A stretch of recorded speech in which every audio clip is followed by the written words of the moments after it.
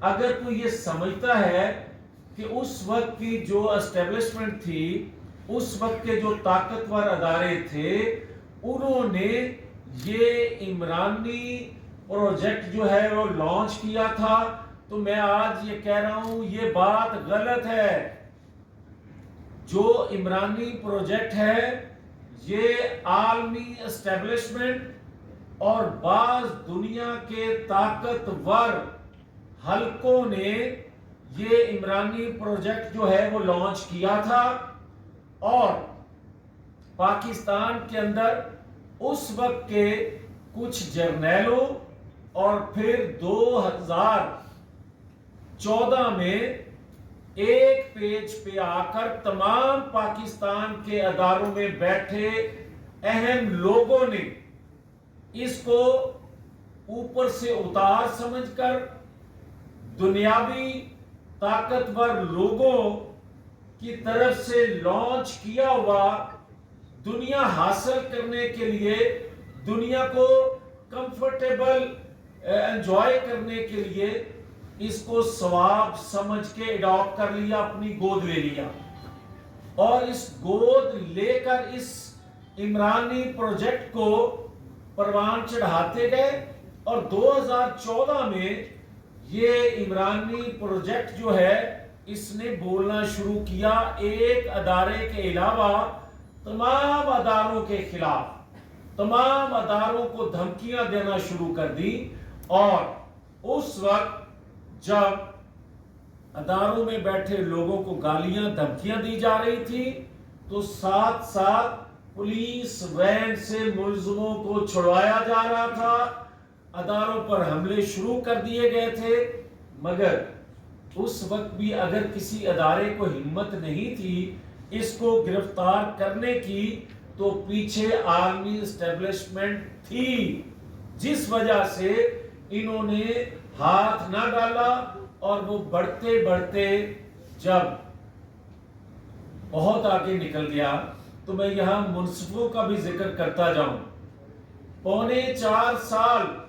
پاکستان کے منصفوں نے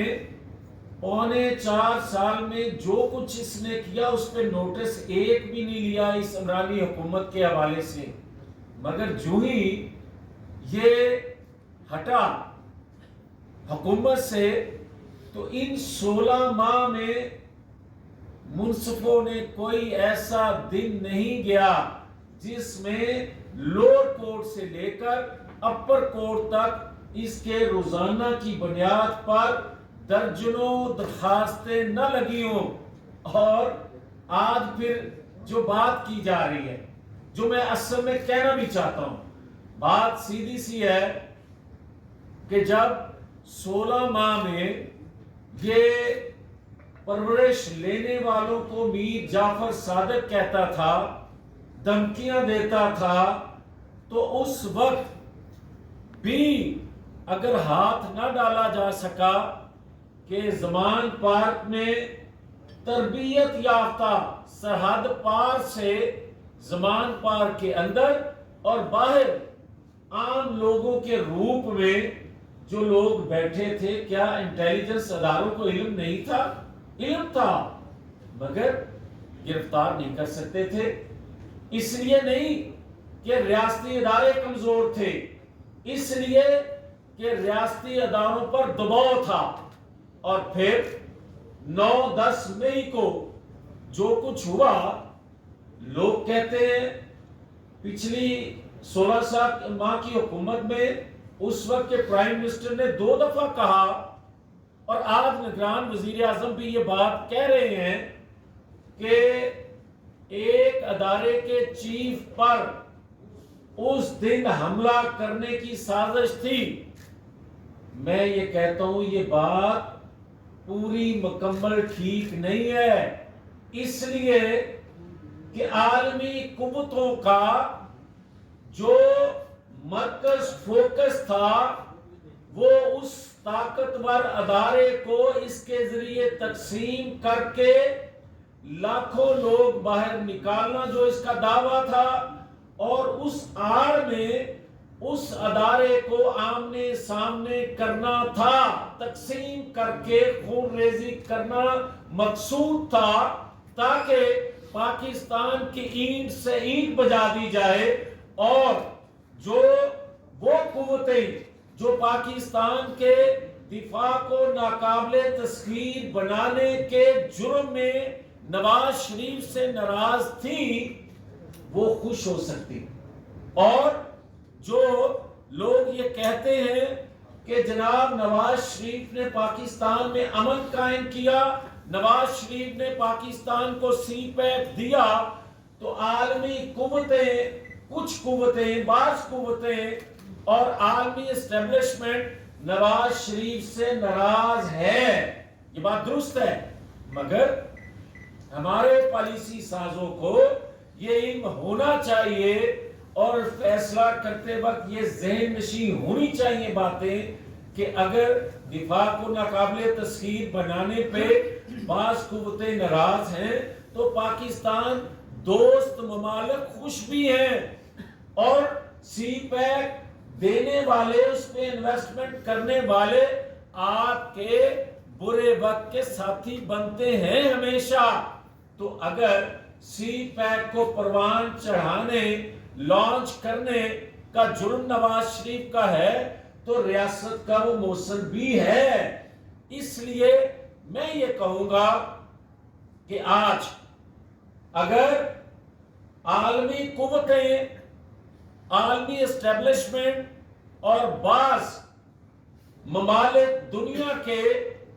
کھل کر عمران خان کی حمایت میں سامنے آ رہے ہیں، جو 9-10 مئی کو مدم پڑ گئی تھی حمایت کہ پاکستان کے اندر سے ریاست پر حملہ ہونے کی وجہ سے دنیا وہ مدم جوئی پڑتی جا رہی ہے 9-10 مئی کے واقعات، تو اور دباؤ ڈالا جا رہا ہے کہ اس کو رہا کیا جائے۔ اب میں بات 72 سالہ نوجوان کی کرنے لگا ہوں۔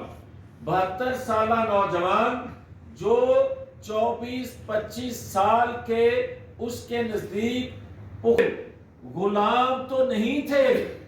مگر ہمیں غلام سمجھ لیا گیا ہے، ہمیں غلام سمجھ کر ہماری ریاست پر حملہ کرنے والے کو سپورٹ کی جا رہی ہے۔ ہماری ریاست کے اندر وہ قوتیں جن کا کوئی یہ اختیار نہیں، وہ مالیاتی ادارے جن کی یہ ڈومین نہیں، وہ اگر ہماری پاکستان کے اندر جماعتوں، سیاسی جماعتوں سے، حکومت کے سے ہٹ کے سیاسی جماعتوں سے مالیاتی ادارے نیگوشیٹ کریں، مذاکرات کریں، تو کس حیثیت میں؟ آج اگر وہ آ کر ہمارے اداروں سے الیکشن کے حوالے سے بات کریں تو کس حیثیت سے؟ میں ان سے سوال کرتا ہوں،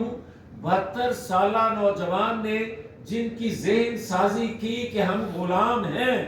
ہم کیا غلام ہیں کہ پاکستان کے اندرونی معاملات میں کوئی مداخلت کرے اور ہم خاموش رہ کے اس کا جواب دینے کے پابند ہوں؟ یہ نہیں ہو سکتا۔ اور میں ان سے دوسرا سوال کرتا ہوں کہ کیا بتایا جائے کہ آپ ریاست پاکستان پر حملہ آور ہوں اور اس کی اپیل آپ عالمی عدالتوں میں کرنے کا منصوبہ بنائیں، اعلان کریں؟ کیا ہم غلام ہیں یا ہمیں غلام سمجھ لیا گیا ہے؟ یہ ہیں وہ چیزیں کہ میں سمجھتا ہوں کہ آج بھی کیا 3.25 سالوں میں پاکستان کے اندر منصفوں نے ایک بھی نوٹس لیا؟ مہنگائی پہ، معاشی لینے پہ کسی نے نوٹس لیا؟ اور کیا پاکستان کا وہ شخص نے اربوں روپیہ اپنے 2 صنعت کاروں، بڑے صنعت کاروں کو مفت دے دیا؟ وہ قرض مفت دے دیا، زیرو इंटरेस्ट पर जब आपने दे दिया, को गुनाहगार और बेगुनाह का अदराक होने पर उसके साथ वो सलूक किया जाए कि आपसे गलती सरजद हो जाए तो आप उसका माफी मांगो, उसका इदराक आपको हो जाए तो उस शख्स का मदावा करो। आज जो हमें ये लोग कहते हैं कि जनाब नवाज शरीफ आकर अपने केसेस का सामना करें, तो मेरा उनसे मासूमाना सवाल है कि क्या आपने 2017 के 5 किरदारों को सजा दे ली? क्या 5 किरदारों को आपने उस जुर्म का उनको सामना करने पर मजबूर किया? अगर आपने उनको कटहरे में खड़ा कर लिया है तो भले मैं बेगुनाह हूं, मैं पहले भी सामना करता रहा हूं, मैं आज भी सामना करने को तैयार हूं। आप मुझे बेगुनाह होते हुए जानते बूझते बार बार मुझे मजबूर करते हैं कि आप उन अदालतों का सामना करो जहां साकिब निसार, आसिफ सईद खोसा जैसे सोच के लोग मौजूद हों। और मुझे तो फिर यह भी तकलीफ है कि मैं कैसे सामना करूं जब आप डिक्टेटर को सजा देने वाले जस्टिस को आप कहें कि इसका दिमागी तवाज़ुन दुरुस्त नहीं है, और आप उस इंतहाई मोहतरम जस्टिस को बार बार कटहरे में खड़ा करो और समझते जानते बूझते भी